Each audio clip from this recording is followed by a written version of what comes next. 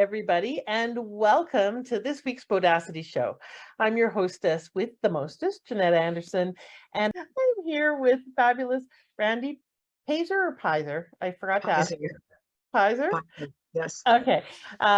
Who is going to be talking to us about how to get published, because I know many of you have a book in you or have a book that you've written or are thinking about it or have one, but you haven't got it to go anywhere. So Randy is an expert in all of those things. We'll be talking about that today. So welcome, Randy. I'm really glad you're here. Thank you. I'm very happy to be here. And I'm going to tell you the official bio here, but then we will, of course, get the juicy tidbits and also launch right into talking about, who you are, why you do what you do, and so forth. But let me tell you the official background for Randy. So Randy Peyser is the founder of AuthorOneStop.com.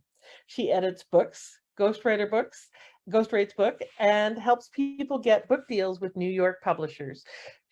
She works primarily with first-time authors. Her authors' books have been featured in Oprah Magazine and Time Magazine and all the Wall Street Journal and the USA Today bestseller lists. No small accomplishment, that. They've also been on Hallmark TV, in airport bookstores, in big box stores, and optioned for Hollywood films. Randy is the author of the Write a Book program, Crappy to Happy, as featured in the movie Eat, Pray, Love, and The Power of Miracle Thinking. Today, she's going to help you understand what publishers look for and what readers buy so that you can position your book to get a book deal. That sounds very good. So tell us a little bit more about you, Randy. Tell us about something that we wouldn't guess about you from your bio or looking at your website. What's some juicy tidbit about you? Well, let's see. I slept my way into the publishing industry. Okay, you probably want to explain that a little further, just in case. And this is going to be a fun interview with a response Yeah, like that. Right? Good start. So, I fell in love with a magazine publisher, and it was back in the early 90s, when the New Age was hot and happening in the San Francisco Bay Area. And it was before people started rolling their eyes when they heard the word New Age, so it was a time where I could be just really, really proud of being part of this huge movement that was happening before. Now it's all mind, body, spirit, but at the time it was New Age. And I fell in love with this magazine publisher, which was like the hottest happening magazine in the Bay Area for the New Age. Relationship did not last, but I went on to become editor-in-chief of a national magazine and also a Mind, Body, Spirit magazine. By that time, it was Mind, Body, Spirit. It was no longer New Age. And then I started writing books, and I wrote my first book, and it was called Crappy to Happy. And Julia Roberts actually holds it up in the movie Eat, Pray, Love. Oh, that's so cool. Which I didn't know was going to happen. I'm just sitting in the movie theater opening night of Eat, Pray, Love with a circle of girlfriends. It's like, hey, let's go out to dinner. Let's go see Eat, Pray, Love. And there's a bookstore scene within the first 15 minutes. And there's Julia Roberts picking up my book in the bookstore scene and buying it. Oh, that's so cool. So I think that's a good answer to your first question. Yeah, exactly. All right. Well, and there are times where that can be a very good tactic to get going in. And hey, so it worked for me. exactly. So what got you interested in all of this career, this passion, this direction for you? So that's kind of what got you into the industry, but why do you care so much about this work? Why do you care about the work that you do with your clients? I'm a very, very passionate person, and I truthfully love to help people create their success. And to me, that doesn't matter what it looks like. It can be a book, it can be a relationship, it can be, I'm connected across many industries, many, many industries. So for example, recently I had somebody contact me who wants to get their new clothing line into the big box stores. I've got that kind of connection. So I just really love to help people create their success, no matter what it looks like. And it just so happens that I'm very well positioned within the publishing world to help first-time authors create the kind of success for people who hold that big dream. But truthfully, it could be anything. I'm not really attached. I just love to help people. It's just part of my inner essence. So you sound like a connector, the kind Very of person much so. Very good to know. And so what is it about getting books out there or people's voice out there that really is significant for you? Because you've invested a lot of time and effort in this, right? Yes, it's really about helping people to make their impact. Mm. That's it. You know, so many of us are inspired and we're influencers, or we want to be influencers and we want to inspire others. And one of the chief ways to do that is to get the book written and done and into the hands of a publisher, where it can get the widespread distribution. Like, when I see, my first time authors in, Oprah magazine and Time magazine, at airport bookstores and FedEx office stores, I mean, these opportunities don't just open up for people, like, may I share like a really fun story? I want Sure. to share. So I have an author, her name is MJ Margraf, and she was a bored housewife in like San Francisco Bay Area, bored housewife. And she and her two girlfriends get together and they form a group called the Chicks in Charge. And their goal is to take back the dreams they left behind.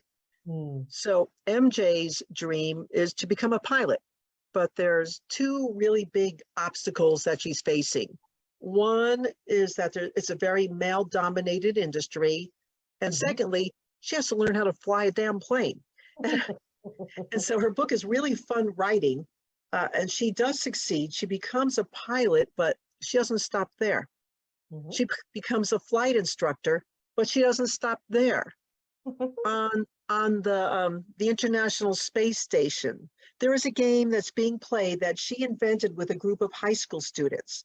And so she winds up with a full-page feature in Oprah magazine. She's interviewed on Hallmark TV. So she goes from bored housewife to Oprah and Hallmark. It's like, oh my God. I mean, I see such magic and miracles happen for people, first-time authors, when their books come out through a traditional publisher.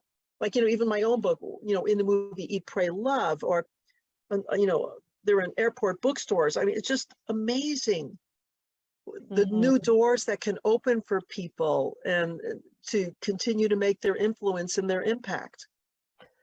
So there's a point in there that you were talking about that sometimes people have books in them, and you say that there's a book you want to write and a book a publisher and readers will buy. Right. And are they the same book? What's the difference between those? So I tell people there's two parts to get a book deal. And one part is about your content, and the other part is about the business side of publishing. So in terms of content, your book needs to be differentiated. You need to be bringing something new to a conversation that's already happening. That's critical. So when I, I do 15-minute, just, free consults with people, they'll share, basically what their book is about. And I will know typically within seconds, how well are they positioned? Just based on that, 15, just seconds of conversation, do you have the right positioning? So for example, I was in New York, this is pre-COVID, and in 2.5 days, I had 25 meetings, 22 meetings with publishers, and 3 meetings with top literary agents. And I'm pitching 16 projects. This is me, this is me in my world, in my playground, truthfully. This is my joy and my fun. I love to get people book deals. Yeah. So I'm always listening to what they're buying, what they're looking for, what is trending out there. So for example, human trafficking is a really big topic now. Maybe it wasn't 5 years ago, it was more hush hush. So I have a book that we edited called Slave, A Human Trafficking Survivor Finds Life. So we edited it. I pitched it to the publisher. She bought it. And now she has an option for Hollywood film. It's trending. Another thing that people should be looking for if you're writing nonfiction, and I heard this, right from multiple publishers, the last one being McGraw-Hill on a business book, saying, I'm looking for outcome-driven titles. So what's an outcome-driven title? It means if you can answer the question to your book that you're delivering more of what for your reader, more. More joy, more resilience, whatever that end of that is, that's an outcome. Is it positioned in a really cool way in your title or in your subtitle. So outcome-driven titles are important. Now, the McGraw-Hill Acquisitions editor also said this. She defined it. She said, I'm looking for outcome-driven content. She said, I'm looking for books that'll take the reader from point A to point Z with all the steps in between. So by the time the reader finishes reading the book, they can actually apply something and do something differently. Now, there's a lot of people, you know, I'm kind of on a roll here, sister, I'm on a roll. Yeah, go for it. I love it. Love the passion. There's a lot of people writing memoir. Memoir is an incredibly difficult sell. Why? Because there's a lot of people writing memoir. So one of the things that will make a memoir more sellable is called prescriptive memoir, which is the setup that I used for my Crappy to Happy book. And I'm going to define this. I'm going to explain it. So in prescriptive memoir, you are telling stories from your life. And I'm assuming you're writing your memoir because you've overcome some kind of really horrific or difficult experience. You want to help other people who are going through something similar, no matter what that experience is. So let's say you write stories from your life, but then after each story, you have steps that will help the reader who's in your same circumstance. So for example, in my book, Crappy to Happy, I have 4 steps to happiness now, following each story. And these steps, now listen to this, the steps are either insights or action steps. And if you're taking notes on this, insights or action steps, write it down. It's important. I am writing it as fast as I can right now. Write it, yippee. And, you know, my second book, The Power of Miracle Thinking, I interviewed all these people who have miracles because I wanted to know what are the thoughts they hold and the beliefs they hold, regardless of religion or spiritual orientation. What are the thoughts and beliefs that people hold, plus the actions they took that they believe allowed their miracle to unfold? And so I have, here's a short miracle story. There's only like 3 to 5 pages in The Power of Miracle Thinking, followed by 3 miracle thinking tips, which are either insights or action steps. And so prescriptive memoir is more sellable than straight memoir, unless your story is so beyond the beyond that they haven't heard it before and before. Right. That makes a lot of sense. And it's interesting because I'm listening right now to The Politically Incorrect Female by Philip Chesner, who's one of the, you know, kind of leaders and revolutionaries of the feminist movement many, many years ago. And it's definitely a non-prescriptive memoir. And I'm so kind of painfully aware of, well, it's all interesting, like she led an interesting life, but so what? What's the relevance to me? How do I take this and do anything with it? So you met this person and did that, and you talked about this and that. And I have been working really hard to try and get value out of that book because there's a few little inspiring things and thoughts and tidbits that I could work on, but man, it would be much more helpful if she had actually made it a prescriptive memoir instead. Sure. You know, most people think that, oh, they can, you know, the reader can just extrapolate from my experience. Yeah, no. You know, like what they need. It's like, no, spell it out for people. So well, and they have a different context because they haven't had those experiences. Right, so right. Don't relate. So if you write a prescriptive memoir, really, it's kind of sounds like it needs to be more in the how-to genre of how to solve that problem. Yes. How to you know create yes. that action-oriented content and outcome-driven. So even your memoir needs to be outcome-driven and have that kind of support for people. What's really because you mentioned, you know, trending and topical for many people who are on here. Many of the people in my market are either coaches who do life coaching, which I hate that term, right, but, or help people grow a business. That tends to be the two big areas. What's really popular now, or what's really different? Because there's about 1 billion books on both personal development and business development. Right. So what's the way to think about how to differentiate? There's always a certain kind of positioning. So for example, when I was in New York and I was pitching all those projects I mentioned, you know, like in 25 meetings in 2.5 days. And one of the books that I once had was on finding happiness. And here I am going from meeting to meeting to meeting every half hour, new meeting. And I'm hearing, no. on this book until I come to one agent who looks at the material that I'm presenting in my pitch, and he said, why don't you call this a book about liberating yourself from fear? Same book, different positioning. Yep. So how do you know what positioning is right for you? Well, one is you can talk with somebody like me, because I do, just do a free consult with people. But also go on Amazon, use keywords related to your topic and see what is out there that is current. What books show like a 2022 or 2021, nothing before that, that are not self-published. You want to look and see what books are out there in your category. So what do you find, Randy, as far as like I know I tend to be a real advocate of being bold, being audacious. Bodacity means bold plus audacious to differentiate in your positioning. And so I literally was thinking about a book that I've been wanting to write for a while and have half written. And it was originally called The Bold Woman's Guide to Creating a Business. And it's like, no, that sounds like everybody else and everything else that's ever been written. Right. And so it's like the no bullshit way to actually grow a business as a woman or something like that really probably makes more sense to me and is more aligned with my style. How provocative do people have to be to get heard right now? Or what really cuts through the noise? Well, it's very interesting because using swear words and taking out the vowel and putting an asterisk works. It really does. Yep. There's a lot of those right now. Yeah, I mean, you're talking about the no bullshit way to start your business. I love it. So what is it really about just turning up the volume on being bold? Is it yes, really yes and yes.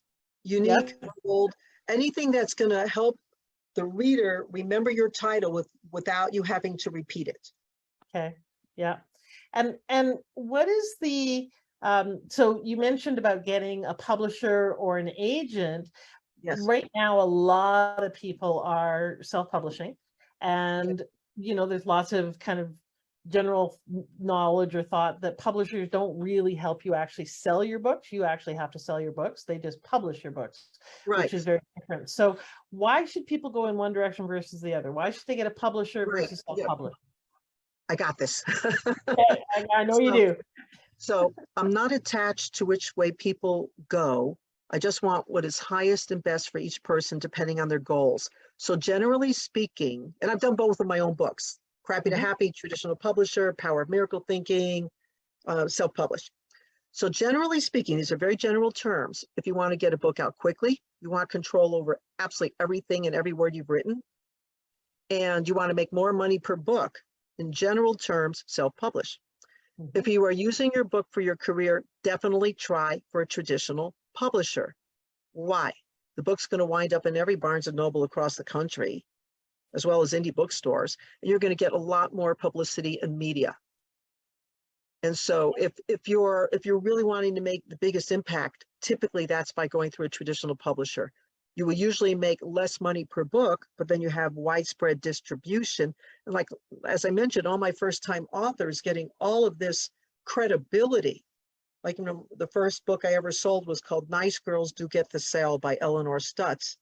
And all of a sudden, her book is in Time magazine because The Power of Nice had come out, and it was trending. Nice was trending back then, like kindness is trending now, but nice back then. And all of a sudden, she's in Time magazine, and from that, the next thing I know, Eleanor, who at that time was basically unknown, is speaking on the same stage as Susie Orman at the Moscone Center for a big conference, and then in San Francisco, and then she's flying to Paris to speak, and it's like her world just totally opened up, absolutely opened up just from having the book.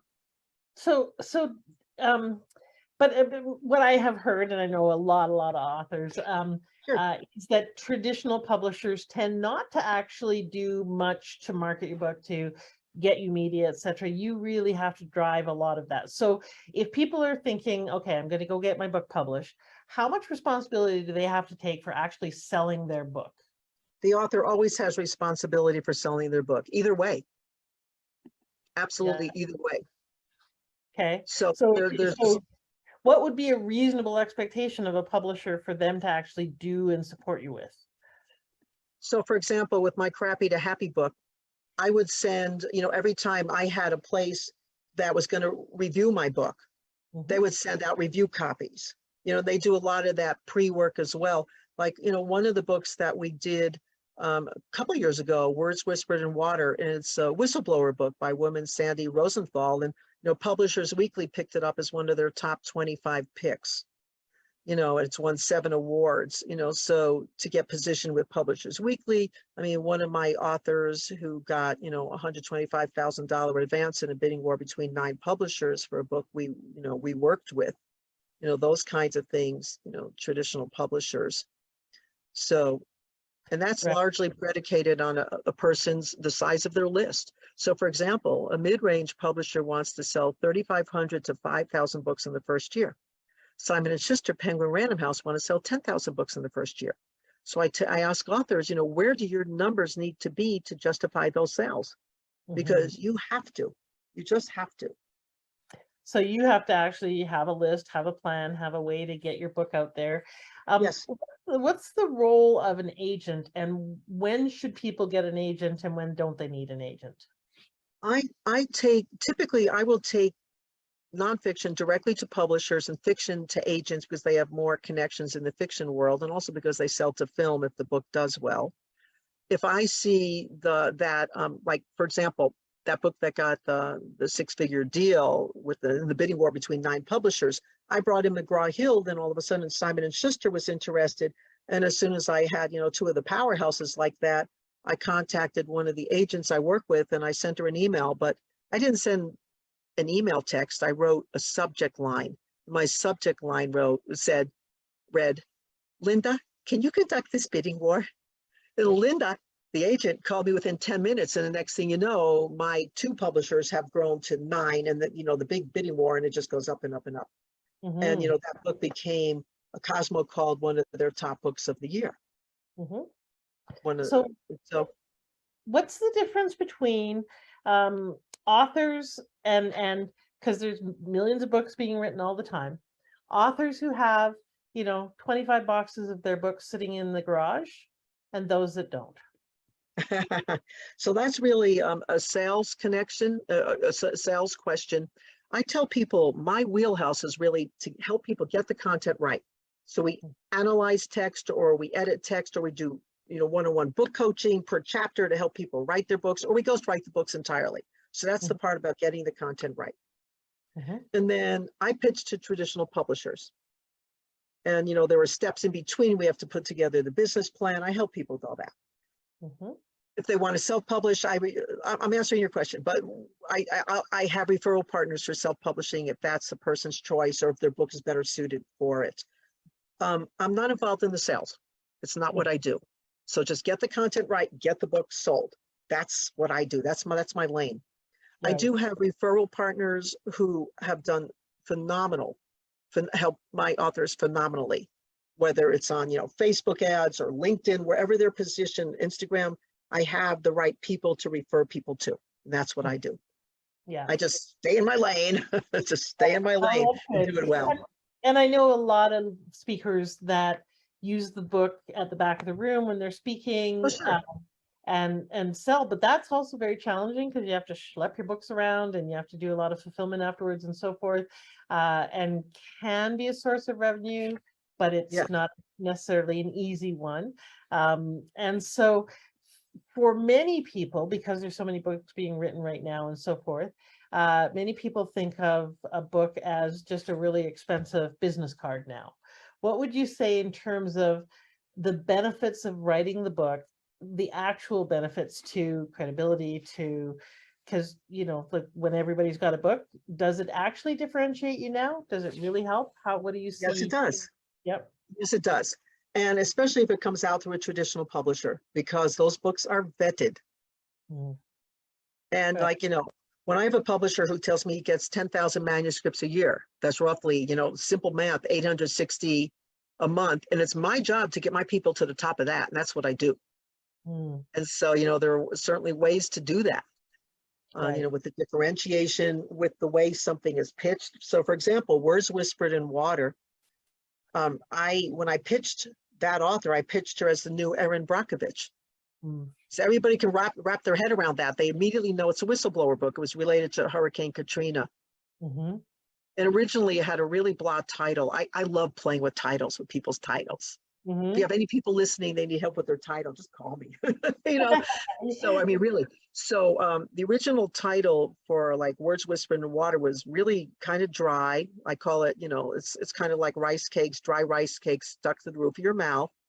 And Yeah. so I just started thumbing through the manuscript, going, where's the title? And there was a place where Sandy Rosenthal, the author, said, beware of words whispered in water. And I went, words whispered in water. Oh my God, there's your title. Yeah. And, you know, it's the same thing. You know, I helped an author recently, Hajat Kandeh, beautiful woman growing up in Sierra Leone who comes to San Francisco to recreate her life as an immigrant. And the title, original title of her book was Stretched. And I'm thinking, no, that's kind of, it doesn't have the juice. And so I started again thumbing through her book, and I come to this phrase where she's growing. She talks about growing up as a child in Sierra Leone and just looking up at the night sky and the thousands of stars. Mm. And so I titled that book Daughter of a Thousand Stars. Mm. Guess what happened? The book just came out this past weekend, but the pre-sales have been crazy on it, and it's just been word of mouth. And why Daughter of a Thousand Stars? Because think about all the books that have the word daughter or girl in their titles that are New York Times bestsellers. Girl with a Dragon Tattoo, Gone Girl, The Memory Keeper's Wife, whatever, the daughter, the wife, you know, those words are trending in terms of popular titles. Yeah. So I love playing with people's titles and helping people really create juicy titles. I love that. All right. Yeah. So just tell us very quickly, like just a sentence or two, what is the role of an agent? And Okay. and Yes. what how do you find a good agent, and when should you get an agent? So those are many different questions. You said non or fiction, but yep. Right. So yeah. So agents aren't going to touch a project unless they think they can bring it to the large houses, because that's the only place they're going to make their money, because they're working on commission. Mm-hmm. And if you have an agent who says they want upfront fees, run. Mm-hmm. So for example, I'm not an agent. I don't negotiate contracts. I don't call myself a legal beagle. I am a people connector. I have agents who tell me, you know, one agent who says, you know, I work with top agents. Randy, I'm getting 1,000 submissions a month. I'm not even looking at my email. When you have something for me, text me. Mm. Another agent who said to me, Randy, I hope you know I fast track every project you send to me. Well, why? Because I've sent her projects that have done six figures. So the agents only want to work with someone who has a very large list where they can take that project to Simon & Schuster, Penguin Random House. Mm-hmm. And so, you know, if you don't have the numbers, you don't have the leverage to support that, it's not going to happen. Right. So their role is to get book deals, create bidding wars, and negotiate contracts, and watch out for you legally and financially. So it sounds like you probably either have to have an established platform, or you have to have a track history with another book, or some other way of showing that you can show up and really help them add value and differentiate and stand out with those big projects, big pitches. That's right. I mean, you know, over 20 years ago, 22 years ago, when I started pitching publishers, and, you know, I'd be meeting with them in New York, and no one was saying, tell me about their social media following. Now it's critical. Not only is the number strong, but they're important, but they're looking at the amount of engagement. Like I was sitting one time with Angelina Jolie's literary agent, and I'm pitching him over a Starbucks table at the Jacob Javits Center in New York, and I'm pitching him, and I see him pulling out his phone. And I'm thinking in my mind, you know, I'm judging him. I'm thinking, God, that's rude. But it turns out he was looking at my author on YouTube, and he said, nope, not enough engagement. Who else you got? And this comes from multiple acquisitions editors, the same thing. They want to see the engagement. That's an important distinction. So yes. If that doesn't mean that if you're starting out and you don't have big lists and so forth that you shouldn't necessarily write. It just means that you want to have realistic expectations about you're probably not going to get picked up by an agent or snapped up by a big house right away until you get more established, more seen. So minimally, let me just say minimally, and I'm talking about a mid-range publisher, minimally wants to see 10,000 people in your category, minimally. One of Okay. the ways, well, some of the workarounds that I tell people is do a GoFundMe, pre-sell a bunch of stuff, you know? And like, you know, I had an author and artist do an oracle deck. They're from an indigenous tribe in Canada that's never been represented in print. And they pre-sold 450 decks. Hmm. You know, I Awesome. took, well, you know, okay, so they're from an indigenous tribe, and I figured this is perfect for Hay House. Hay House being the largest mind, body, spirit publisher in the world. Yeah. And, you know, I believe that. And every mind, body, spirit author comes to me and says, can you get me Hay House? Well, let me tell you what Hay House buys. Because I was sitting with the VP publisher in New York, and she told me they look for authors who have a mailing list of 100,000 people, and they're examining the open rate on that email. They said it's the only thing the author can control without being ruled by an algorithm is their email list. Well, Yes. I'm thinking about these women from the indigenous tribe, and I'm thinking, well, they have maybe 20,000 people between them. They don't have 100,000. But I have this little joke. I said to myself, what the hey, Hay House? So I pitched the project there. Mm-hmm. I pitched the project. Listen to this. This is amazing. I pitched it on a Thursday at 9 a.m. At 9:20, I got an email back from that VP publisher in New York saying, this project looks stunning. Let me do a deeper dive into your proposal. I'll get back with you. So that's Thursday. Friday morning, I wake up, you know, I'm on, you know, West Coast time, and, you know, New York's already happening. And there's an email in my inbox from the acquisitions editor at Hay House saying, I want to meet with the author and the artist on Monday. Oh, Boom, cool. boom, boom. So yes, can we sometimes do a workaround? We can. They actually wound up going with a different publisher because Hay House had a 3-year production cycle, 3 years. And Oh, they also, Hay House had passed on that project, which we were surprised, but oh well, they did. But I did very quickly secure another publisher for them. cool. Yeah, So you've got a free gift for people called the Right Book, Write the Right oh, Book right, report. right, you know. And so tell them about that and what does that give them? And I Um, put the link into the chat here, but where do they go to get that? so yeah, right, whatever that link is, right there.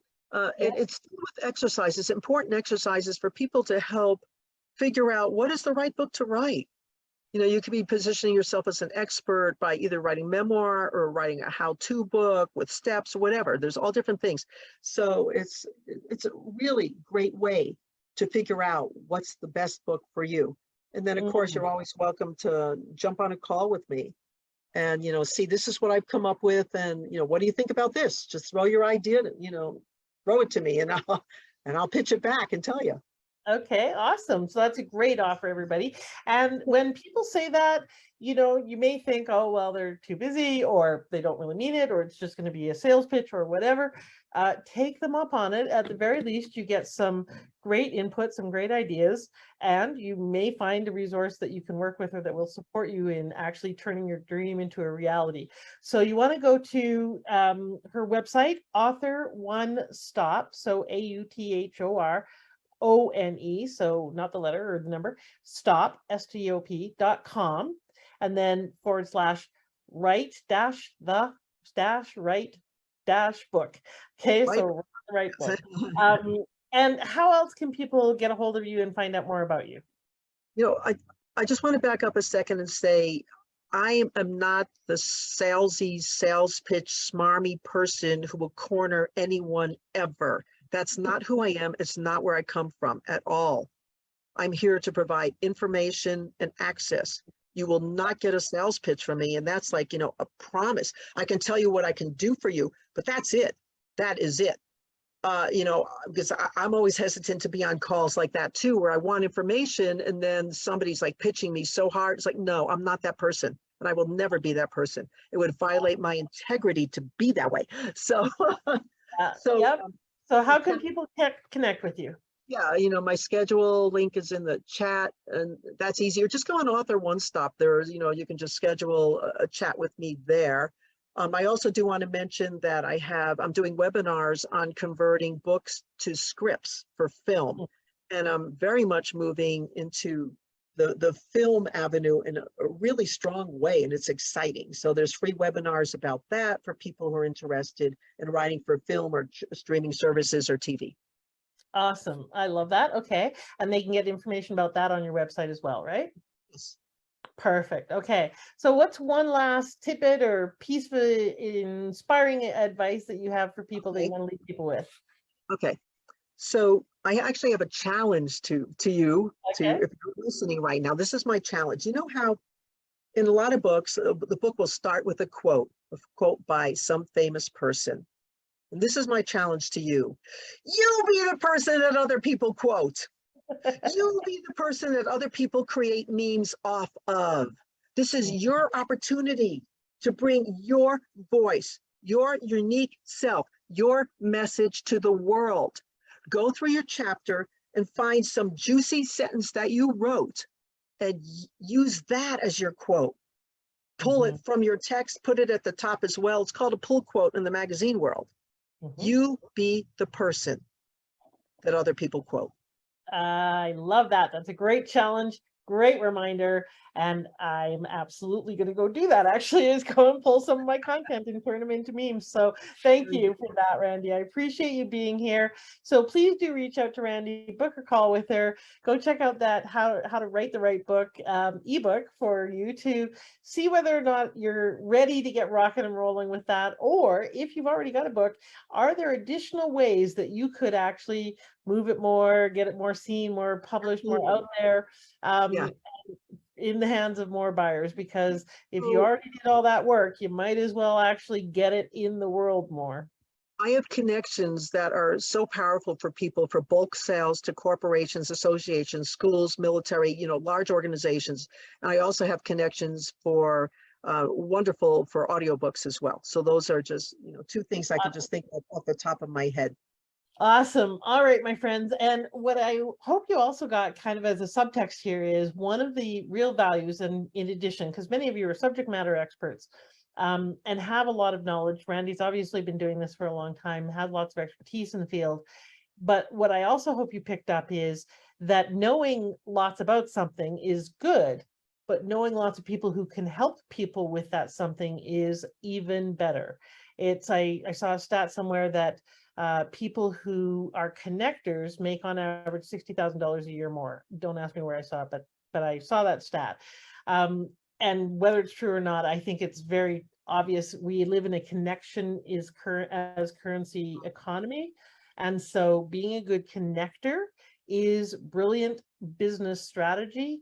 So what Randy sells is, yes, her expertise, getting you in front of publishers, editing, ghostwriting, all of those things. But what she really sells and excels at and positions herself even better at is being the connector who can make things happen for you. So if that is in your wheelhouse, if that's your strength, then by all means capitalize on that, use that, because you saw a great modeling of that today. And if it's not in your wheelhouse, start making it part of your wheelhouse. Keep track of people, keep track of people you can refer to, make it part of your conscious choice. Because I know lots of people who are authors or editors and publishers like Randy, but they're not as good as her at that whole let me be your connector piece. So great modeling of that. I just wanted to do a little teaching moment around that as well. Awesome. And it is one of the things that will distinguish and differentiate you in the marketplace, just like it really does beautifully for you, Randy. So thank you for being here, and thank you for all sharing all of your passion and your excitement and your You're welcome. expertise. Appreciate it. Have a great bodacious week, everybody. And I really encourage you to take her up on that challenge. Post at least one quote, at least, that you have said in the past that you can post out to your community, and be the quoted person. That's a great challenge. Thank you so much. Bye, everybody.